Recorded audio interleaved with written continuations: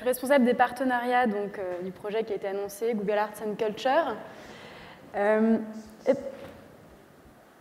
Alors, je ne sais pas si vous connaissez le projet, mais je vais commencer ma présentation pour vous donner des éléments de contexte dans lequel le projet We Were Culture s'intègre. Arts and Culture, c'est un projet qui a été développé par Google il y a maintenant 6 ans, à titre de 20%, donc c'était très expérimental il y a 6 ans. On a la possibilité chez Google de prendre sur 20% de son temps pour développer des initiatives qui nous sont chères et qui ne sont pas dans les priorités immédiates de nos fonctions.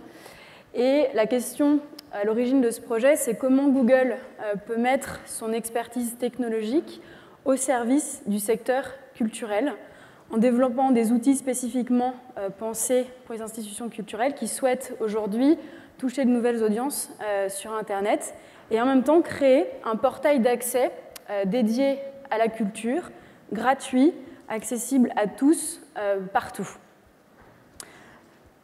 Et je vais vous présenter une petite vidéo qui va résumer le projet.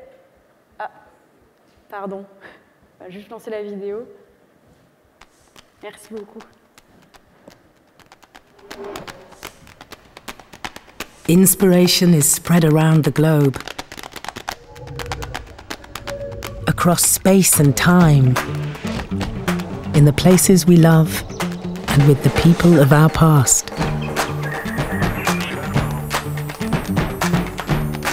Art has changed the way we see the world and the way we see each other. We started with simple tools for food and fire, and then carved statues of myths and heroes. And we built monuments to last forever. There is so much to see, learn, and experience.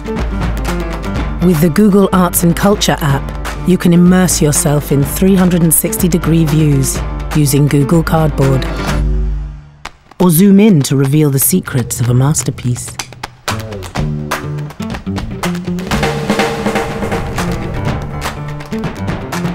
Discover inspirational moments, iconic people, and artistic wonders. Search by time or even color. Save your favorites and share them with the world. Explore more with Google Arts and Culture. Download the app and get inspired every day. Where will you start?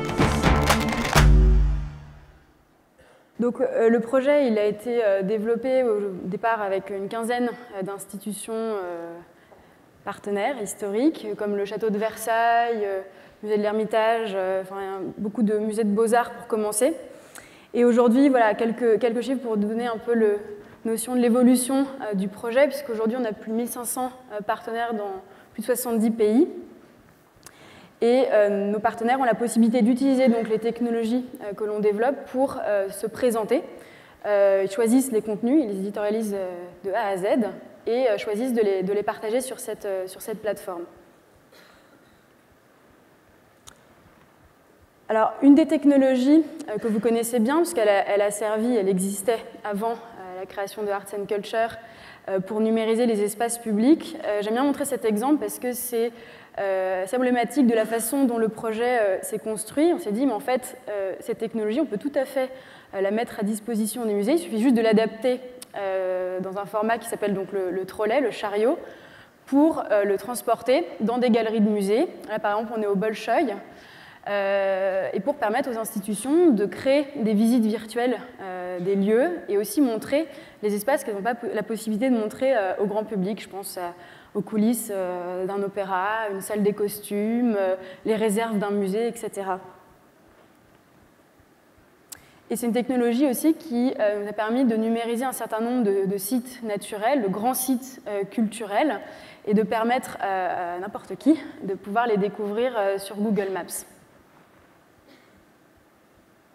On a également développé une technologie qui s'appelle la Art Camera, dont on est particulièrement fier parce qu'elle permet, pareil, de proposer aux utilisateurs une expérience nouvelle d'œuvres d'art parfois extrêmement connues et de pouvoir s'en approcher, d'atteindre une proximité avec l'œuvre qui n'est pas possible d'atteindre physiquement pour différentes raisons. Alors là, je vous montre sur la slide le plafond de Marc Chagall à l'Opéra de Paris, qui était un des projets de numérisation les plus ambitieux qu'on ait jamais réalisé, puisque c'est un plafond qui fait plus de 220 mètres carrés, qui est situé à 18 mètres au-dessus des spectateurs et qui est au tiers dissimulé par énorme chandelier qui l'orne. Donc nos ingénieurs ont passé 3 nuits.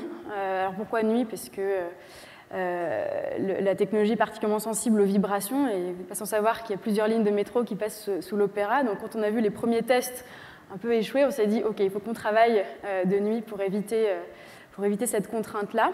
Et aujourd'hui, donc malheureusement, je ne peux pas vous faire une démo live de tous ces contenus, mais vous pouvez les retrouver sur la plateforme, soit sur le site internet, soit sur l'application mobile. Et zoomer à l'intérieur de ces œuvres d'art numérisées en ultra haute définition, c'est de l'ordre du gigapixel, donc du milliard de pixels.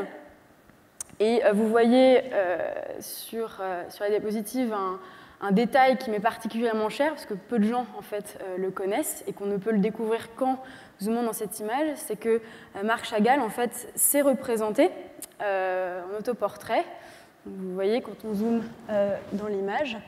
Et il a également représenté son fils, qui nous a confié en fait, cette anecdote en venant découvrir le projet de numérisation dans nos locaux rue de Londres.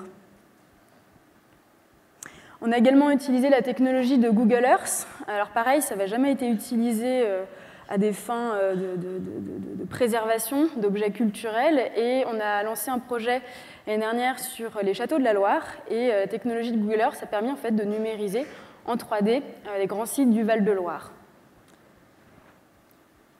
Et alors, et c'est la raison de ma présence ici, c'est pour vous parler d'un projet qu'on a lancé en juin dernier, qui est l'un des projets les plus ambitieux qu'on ait jamais réalisé, qui s'appelle We Wear Culture, à chaque mode son histoire.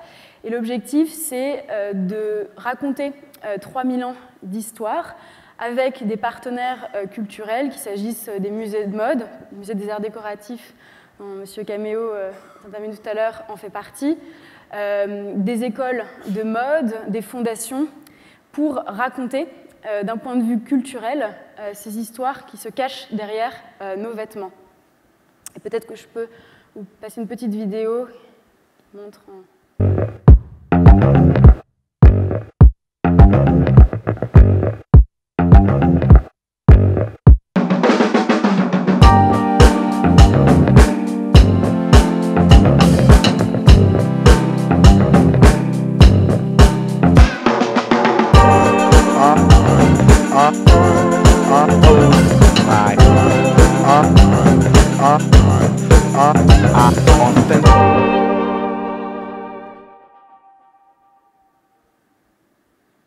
L'origine de ce projet, c'est de dire en fait la mode a quelque chose à raconter d'un point de vue culturel et surtout ces histoires intéressent le grand public, donc pourquoi pas mettre à profit nos technologies aussi pour raconter ces histoires-là.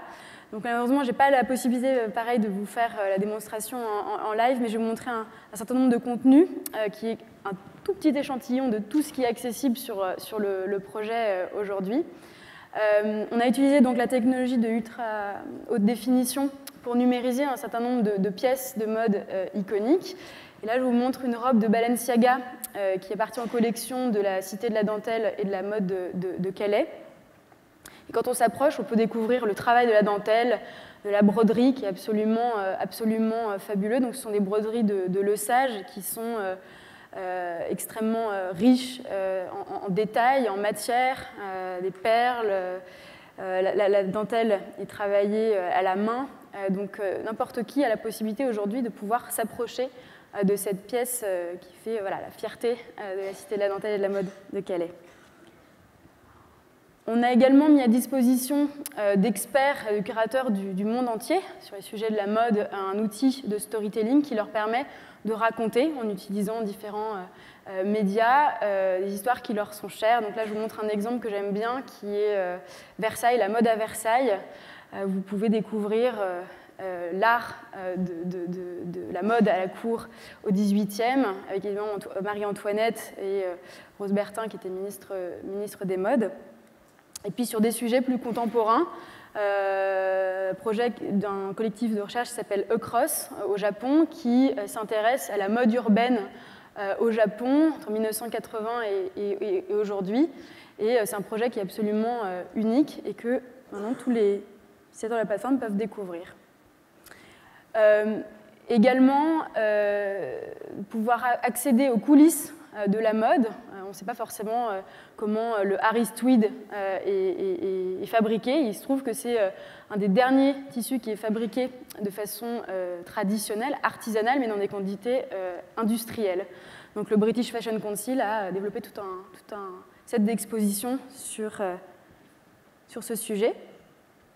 On a également travaillé avec des créateurs YouTube, en l'occurrence Ingrid Nielsen, qui est plutôt orientée lifestyle, etc., pour finalement, en suivant leur ton, leur ligne éditoriale qui leur est propre, de pouvoir décoder ces quelques grandes pièces de mode. Alors, je pense qu'on n'a pas le temps de regarder la vidéo, mais vous pourrez la regarder, elle est sur YouTube, sur notre chaîne Google Arts and Culture. Et donc, tous ces contenus, vous pouvez les retrouver sur la page du projet. N'hésitez pas à aller la visiter.